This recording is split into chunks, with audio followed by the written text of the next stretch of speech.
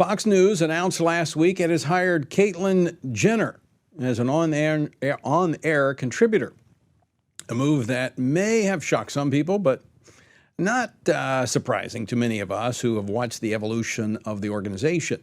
Yet, despite this hiring, the Human Rights Campaign recently made a public show of criticizing Fox as a desirable workplace for LGBT employees. The reason for this criticism? Well, Fox's accurate coverage of the parental rights in education bill that recently passed in Florida. As we know, only total acquiescence will appease the radical left. So why is Fox News trying to placate this group? And what will the result be? Joining me now to discuss this and more is Dr. Michael Brown, host of the nationally syndicated Line of Fire radio program and author of Revival or We Die, A Great Awakening is Our Only Hope. Dr. Brown, welcome to Washington Watch. Great to be with you. Thanks for having me.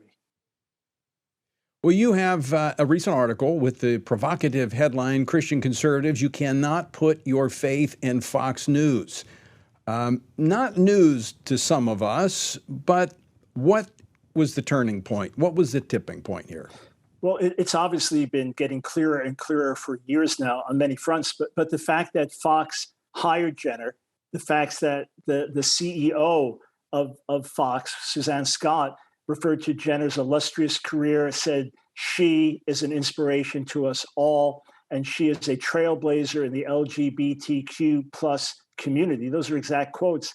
That tells me that Fox has lost its moral backbone. It may be fiscally conservative in certain ways, politically conservative, but it's not morally conservative.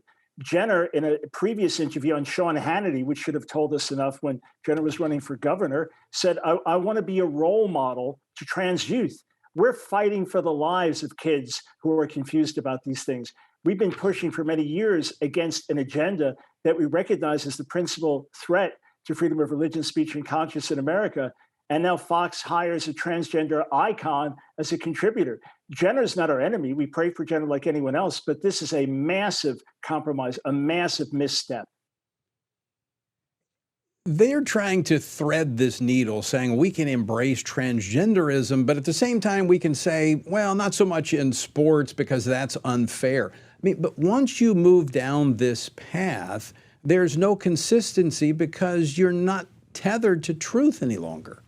Exactly. Male and female, he created them, is not just biblical truth, it's biological truth. That's the reality. There are only two sexes. And no amount of plastic surgery can turn a biological male into a female or vice versa. So once you accept the proposition that Bruce Jenner is she and that she is a role model for youth, you've completely defeated yourself. So fine, it's not fair that Leah Thomas competes against biological women. But it's not just a matter of fairness, it's a matter of reality.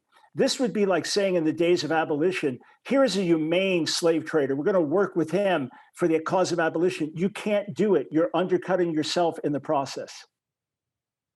So, Dr. Brown, what can we make of the Human Rights Campaign criticizing Fox? And look, we've been watching this for about a decade, how Fox has snuggled up to the Human Rights Campaign, appeasing the whole LGBTQ community.